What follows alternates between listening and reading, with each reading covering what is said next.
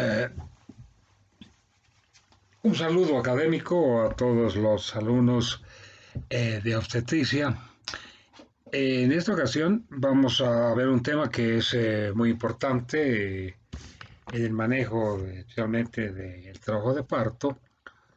Es en referencia a lo que se conoce como distocias dinámicas, la conducción e inducción del trabajo de parto. Eh,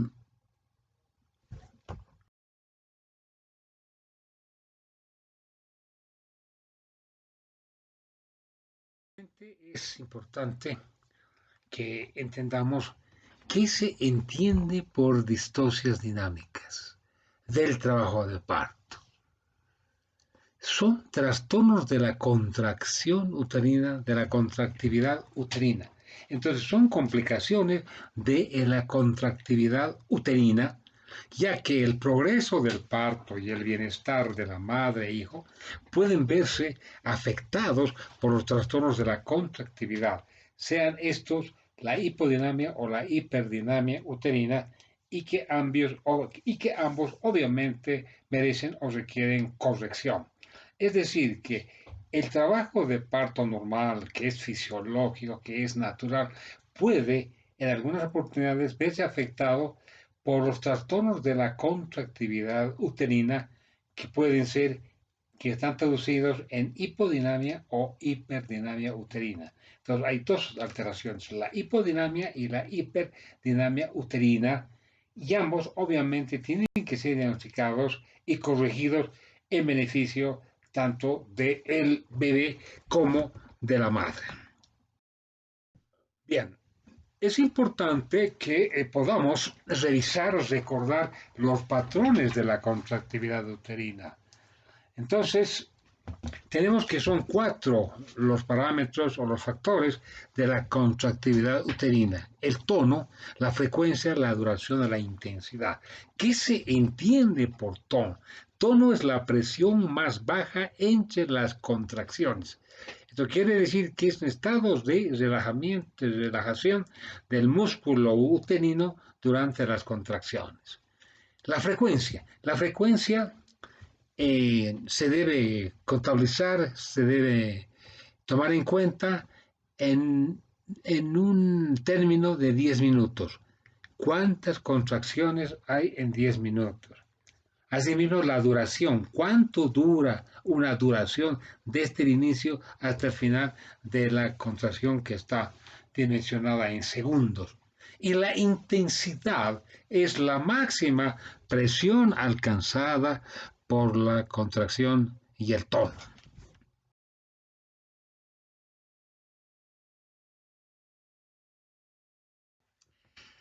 ¿Cuál es la técnica? ¿Cómo así vamos a conocer cuál es la competencia que debemos efectuar para evaluar la contractividad uterina, es decir, para conocer los parámetros de la contractividad uterina? Sencillamente es para la palpación abdominal. Es una competencia clínica que el operador debe colocar la mano, la palma de la mano, en el fondo uterino por un espacio no menor a 10 minutos, colocando la mano extendida sobre el abdomen materno, pero sin estimular el cuerpo uterino. En 10 minutos como mínimo debemos conocer las características de la contractividad uterina, repito, mediante la palpación abdominal. Bien, algo importante que me gustaría que ustedes puedan entender y conocer, la traducción física y en relación a la clínica desde el punto de vista de los parámetros de la contractividad uterina. Por lo tanto, ya conocemos la definición del tono, frecuencia, duración e intensidad. ¿Cuándo consideramos un tono normal? Cuando tenemos valores entre 8 y 10 milímetros de mercurio. La frecuencia debe oscilar entre 2 a 5 contracciones en 10 minutos. Aquí dice alerta, más de 6, 7, ya tenemos un aumento de la frecuencia de las contracciones uterinas que está condicionando una alteración referente a la hiperdinamia uterina. La duración normal debe ser entre 30 a 60 segundos y la intensidad entre 30 a 70 milímetros de mercurio. Incluso la intensidad puede aumentar hasta 90 en el segundo periodo del trabajo de parto o el periodo expulsivo. Cuando se suscita alteraciones, anormalidades de la contractividad uterina, entonces tenemos que el tono obviamente está aumentado en más de 12 milímetros de mercurio, la frecuencia está aumentada en 7 o más, y si existe una hipodinamia uterina está disminuida en menos de 2 contracciones en 10 minutos. La duración cuando estamos frente a una hipodinamia uterina es menos de 30 segundos, y cuando estamos frente a una hiperdinamia uterina tenemos un aumento de la duración más de 60 segundos. Y la intensidad está caracterizada por una hipersistolia cuando la intensidad es mayor a 70 milímetros de mercurio. Todo esto, o traducido clínicamente, se determina de esta manera. Normal, por el método palpatorio, cuando el tono está dentro normal, podemos palpar las partes fetales y el útero se puede deprimir fisiológicamente durante las contracciones. Incluso podemos realizar las maniobras de Leopold sin ningún obstáculo, con la facilidad correspondiente. La frecuencia en 10 minutos, tomando un reloj, está condicionada normalmente, hemos dicho, entre 2 a 5 contracciones en 10 minutos. La duración normal también condicionada por el reloj dura entre 20 a 60 segundos. La intensidad normal, cuando está en el acme de la contracción, el útero se contrae cuando es la presión máxima, que es la definición de intensidad. Por lo tanto, el útero no se deprime durante la media de la contracción y es imposible realizar las maniobras de Leopold, y además la mujer, la paciente, la parturienta, siente el dolor de la contracción con mayor intensidad. Cuando existen parámetros anormales traducidos en la clínica, encontramos que el tono, por ejemplo, cuando estamos frente a la hiperdinamia uterina, está condicionado por hipertonía, o sea, aumento del tono en más de 12 milímetros de mercurio. Clínicamente es imposible palpar las partes fetales y hay dolor. Cuando uno realiza maniobras de Leopold y el tono está aumentado, va a condicionar dolor en la paciente. La frecuencia de las contracciones en la hiperdinamia uterina está condicionada por una frecuencia de 7 o más, que se llama taquisistolia. La conocemos como taquisistolia. La duración, obviamente, está aumentada cuando estamos frente a una hiperdinamia, o disminuida cuando estamos frente a una hipodinamia uterina, y estamos frente a una hiperdinamia uterina. La duración en segundos de la contracción será más de 50 segundos. En la referencia clínica de la intensidad existe el parámetro de la hipersistolia, aumento en la...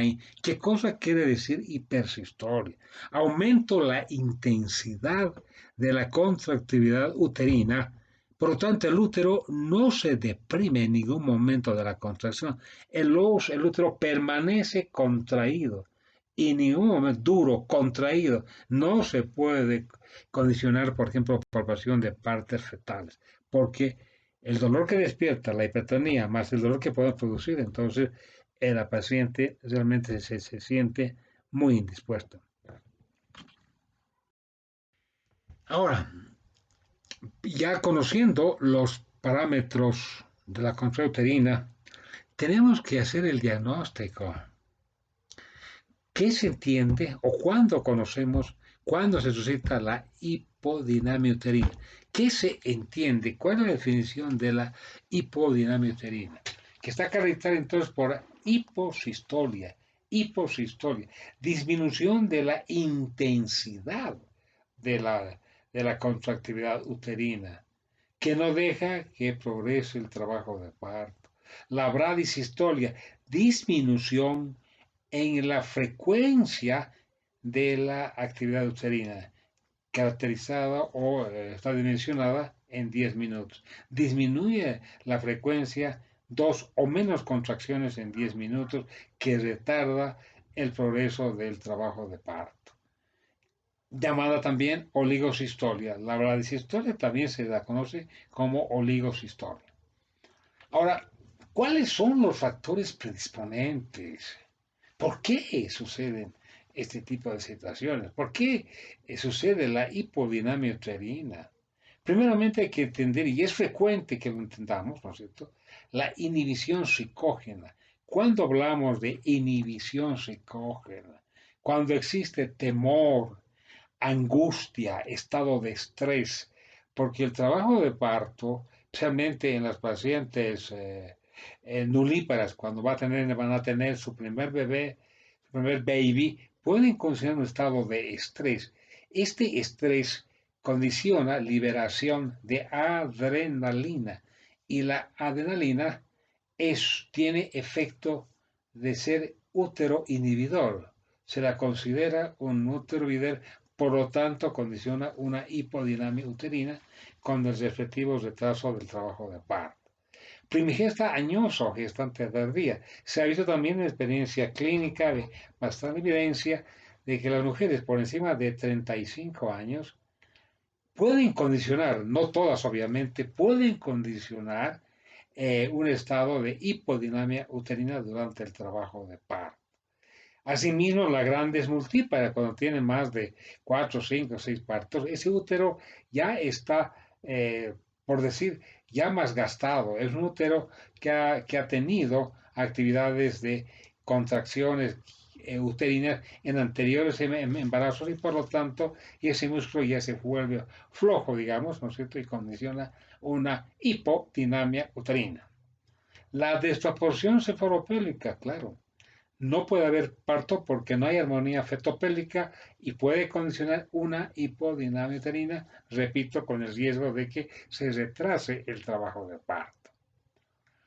De esta manera, la hipodinamia uterina tiene complicaciones, y tenemos que tener en cuenta entonces que puede condicionar trabajo de parto prolongado, sufrimiento fetal agudo y agotamiento materno.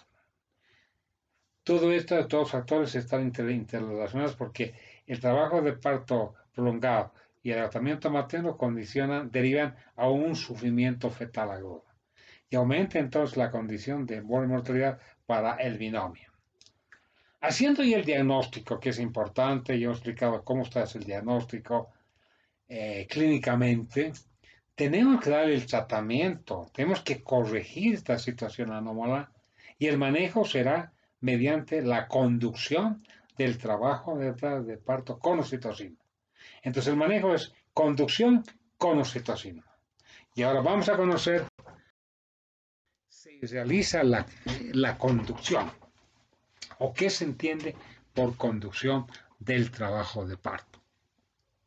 Entonces, es un procedimiento que regulariza la frecuencia, duración e intensidad de las contracciones. Regulariza las características, los parámetros de la actividad uterina o de las contracciones uterinas, pero luego de que se ha desencadenado en forma espontánea el trabajo de parto. Quiero decir que la paciente ya ha estado en trabajo de parto, pero en pleno trabajo de parto condiciona la hipodinamia uterina, que tenemos que reconocer y corregir mediante el uso de la conducción del trabajo de parto. ¿Cuándo está contraindicada la conducción del trabajo de parto? Cuando existe sufrimiento fetal agudo, distorsión de presentación, obviamente, ¿no es cierto?, que si hay sufrimiento fetal agudo, la vía más expedita para la resolución es una cesárea.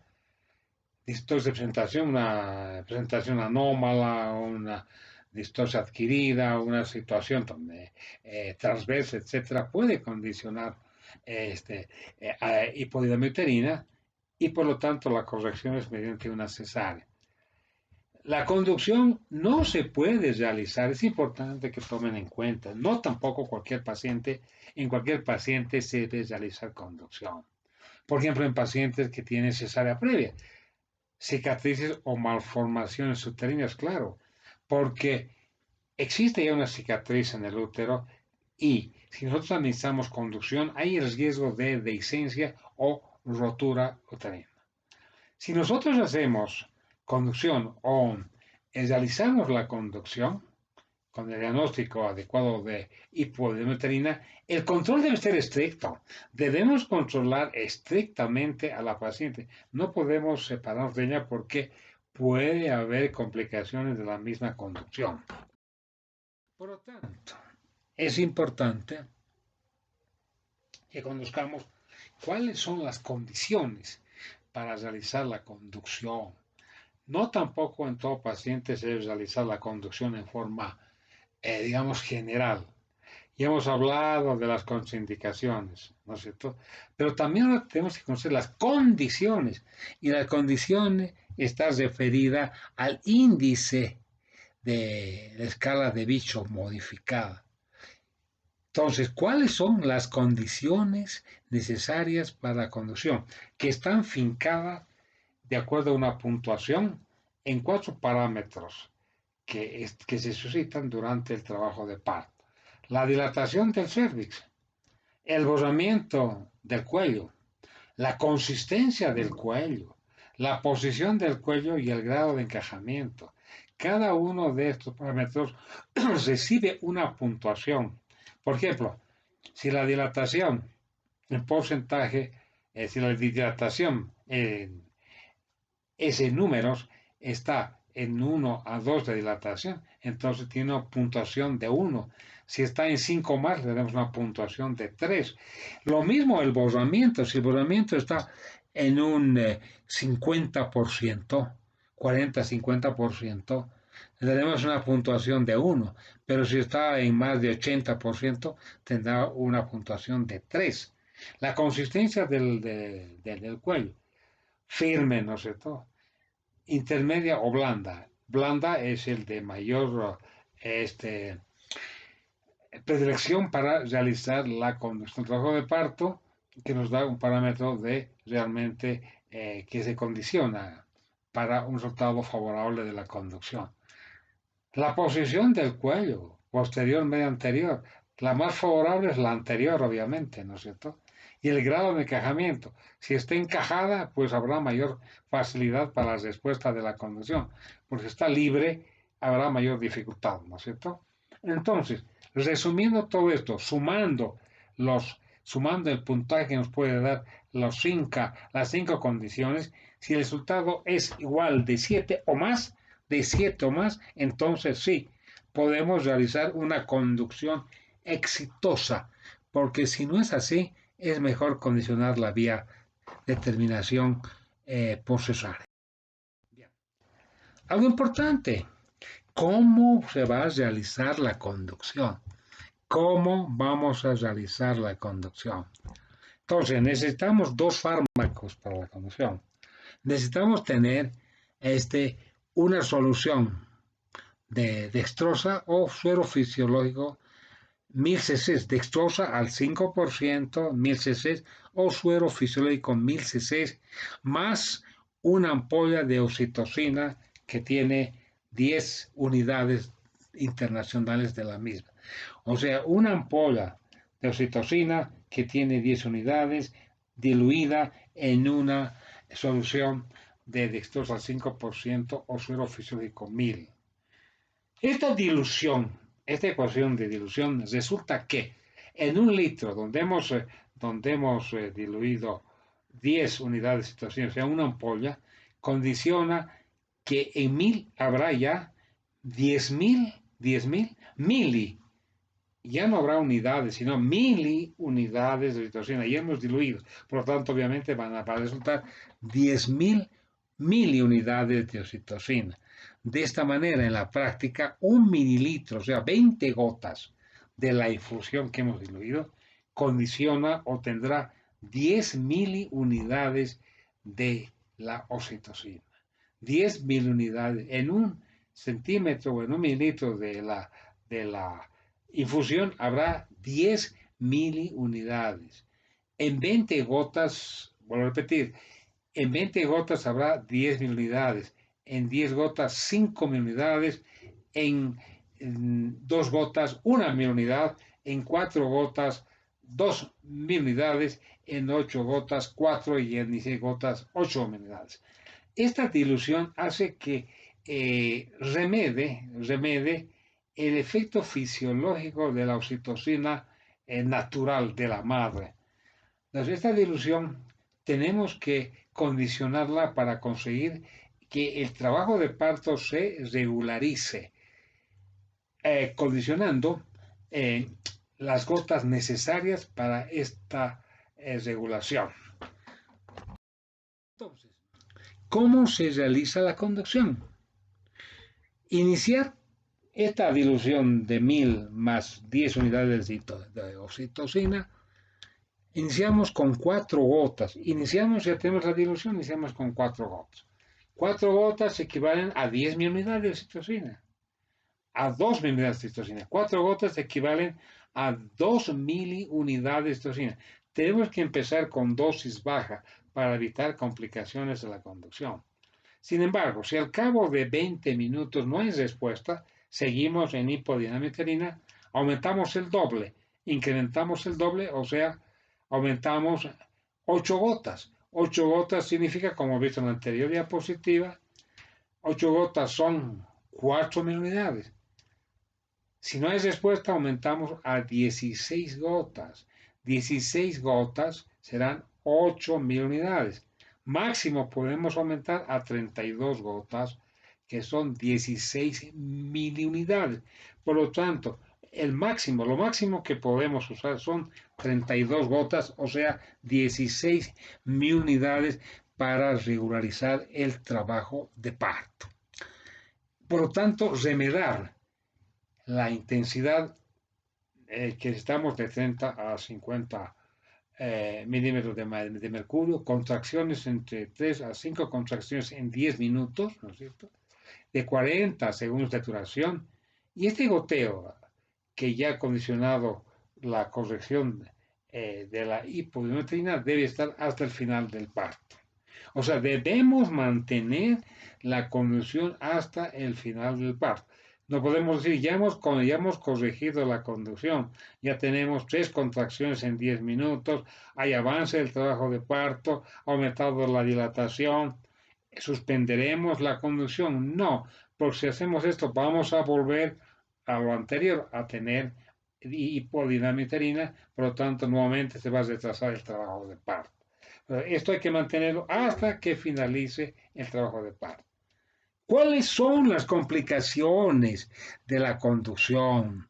Sufrimiento fetal agudo, rotura uterina, hiperdinamia uterina, desprendimiento prematuro de placenta normoinserta. Esta abreviación DPPNI significa desprendimiento prematuro de placenta normoinserta. Entonces, ¿cuándo se suscitan estas complicaciones? Cuando no has controlado bien la conducción, cuando te has descuidado y has dejado que la paciente no esté bajo tu control. En ese caso pueden haber estas complicaciones.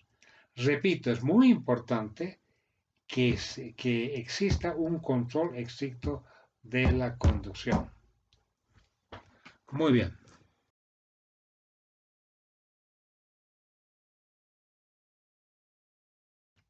Ahora, pasando a otro tema que también en cualquier momento nos puede suceder.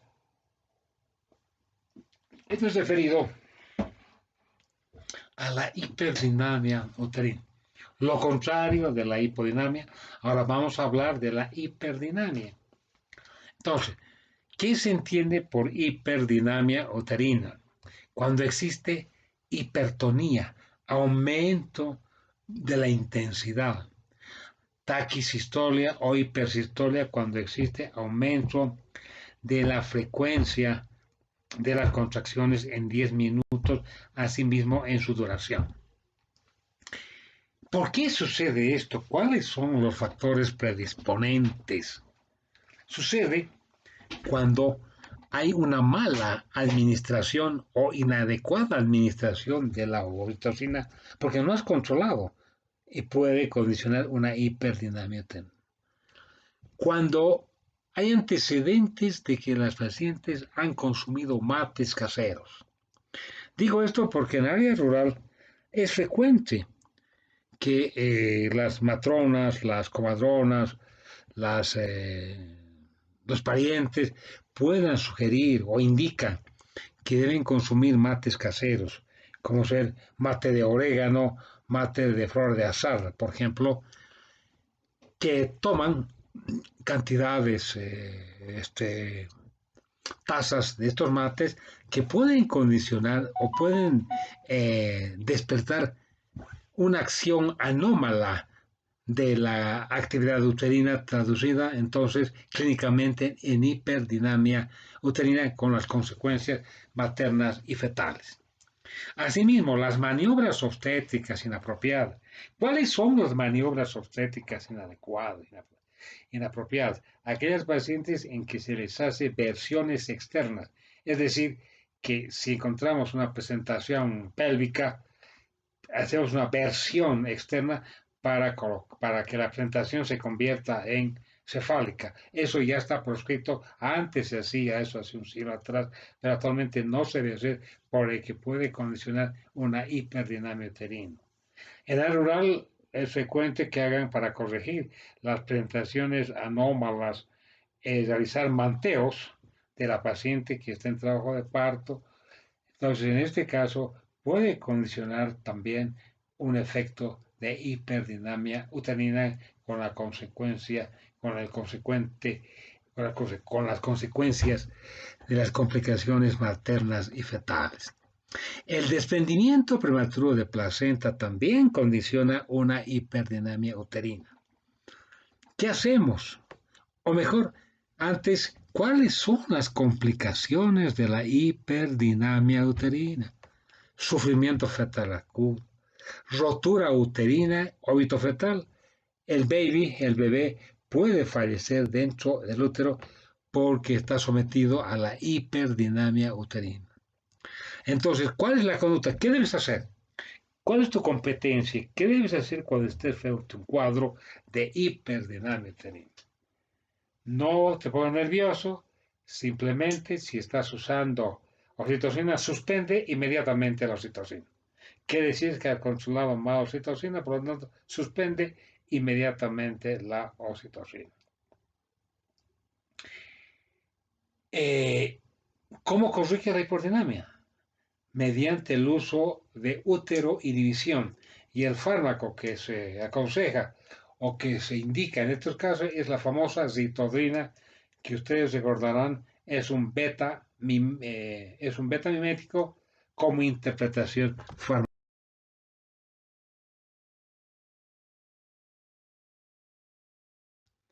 Ahora, ¿cómo se usa la zitodrina? Que corrige la hiperdinamia.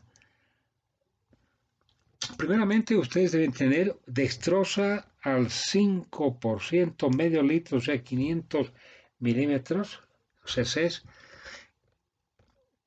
que tienen, donde se tiene que diluir una ampolla de ritodrina. La ritodrina, una ampollita de ritodrina contiene 50 miligramos de ritodrina. Una ampolla contiene 50 miligramos de ritodrina. Esto diluyes en 500 mililitros de dextrosa al 5%. Por lo tanto, esa ecuación de dilución resulta que 10 gotas de esta dilución, de esta infusión, condiciona 50 microgramos, ya no son miligramos, ya son microgramos, se ha diluido pues, por lo tanto ese es el resultado, 50 microgramos.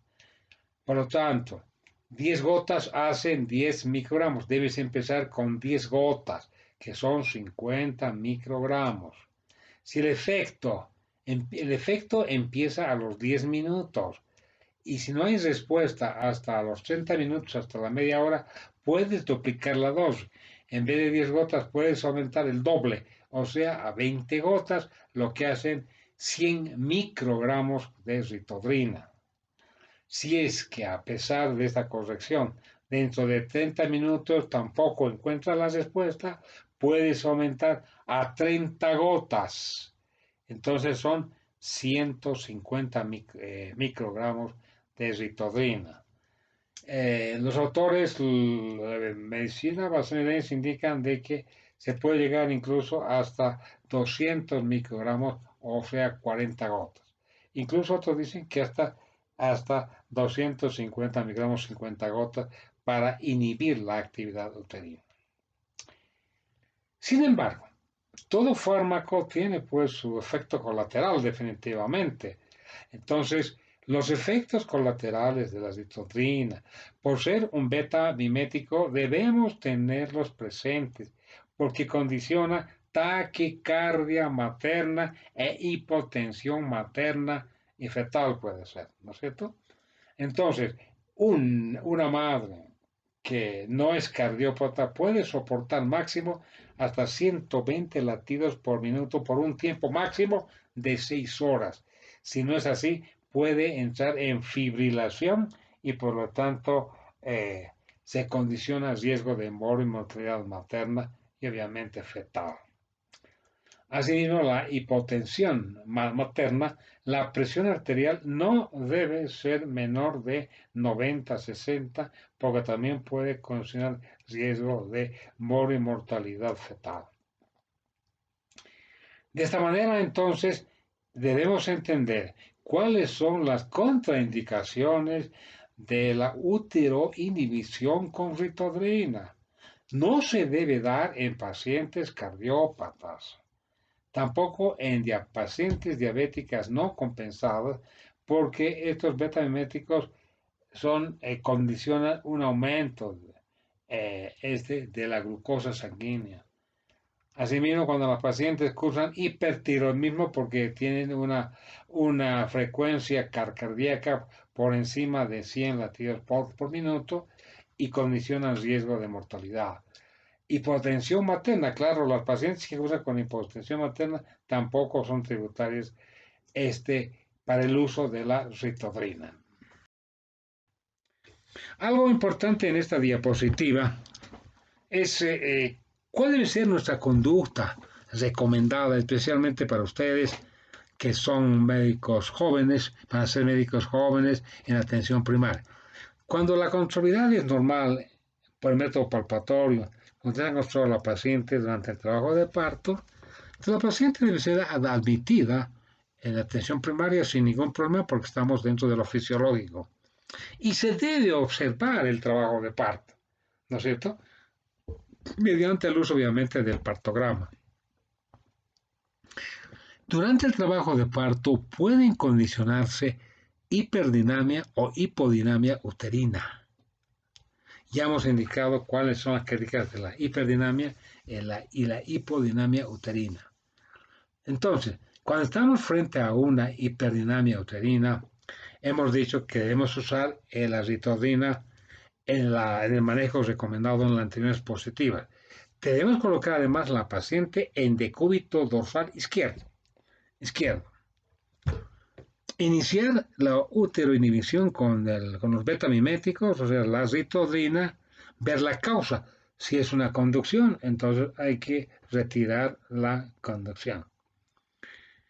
Si estas medidas no son efectivas, si con la posición de cúbito lateral has usado la dosis máxima de ritodrina, no se ha podido corregir, entonces debes de referir inmediatamente a un segundo o tercer nivel de atención, porque este tipo de pacientes ameritan interrupción del embarazo por vía alta. Cuando estamos frente a una hipodinamia uterina, ¿qué hacemos, no es cierto?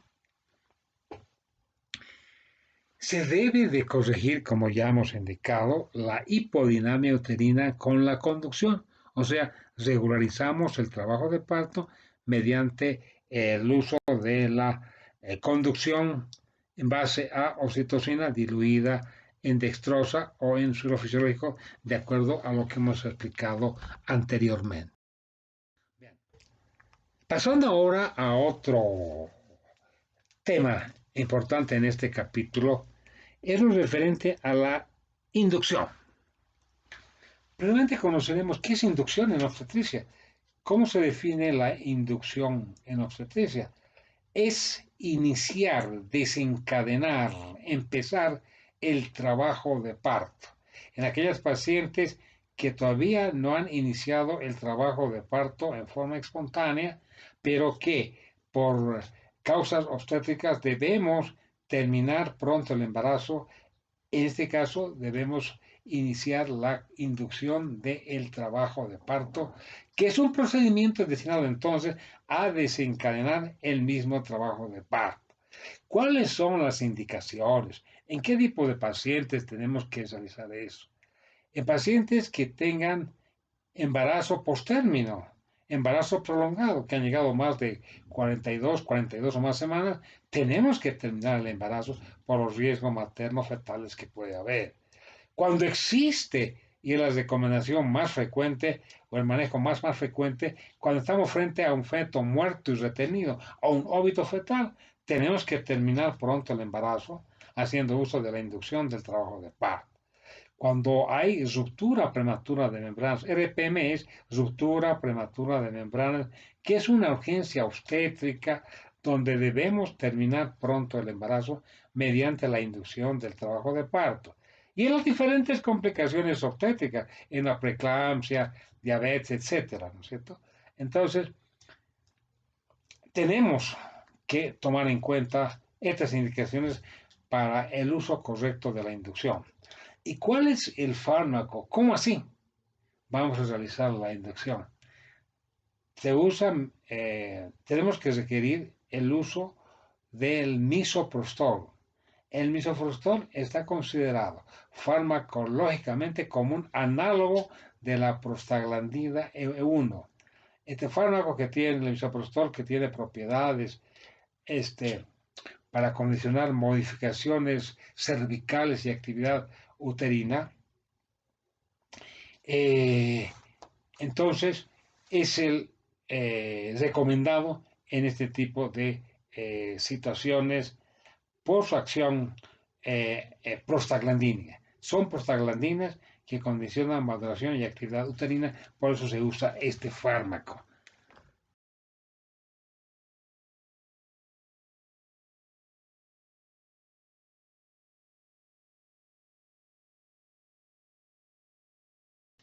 ¿Y cómo vamos a usar el misoprostol o el análogo de la prostaglandina E1? Recordarles que cada tabletita, cada comprimido de misoprostol tiene 200 microgramos. Para iniciar el trabajo de parto, un embarazo de término, se debe usar una octava parte de esta tabletita. Por lo tanto, conseguimos que una octava parte tenga nada más que 25 microgramos y hay que introducirla por vía vaginal en el fondo del saco y repetir esta dosis cada 6 horas hasta desencadenar el trabajo de parto. ¿Cierto? Se puede usar hasta 3 dosis en un solo día. Si es que en ese día no has conseguido por 3 veces iniciar el trabajo de parto, entonces se admite descansar un día, la cabeza descansa un día, o mínimo 12 horas para reiniciar otra vez con las mismas dosis la inducción del trabajo de parto.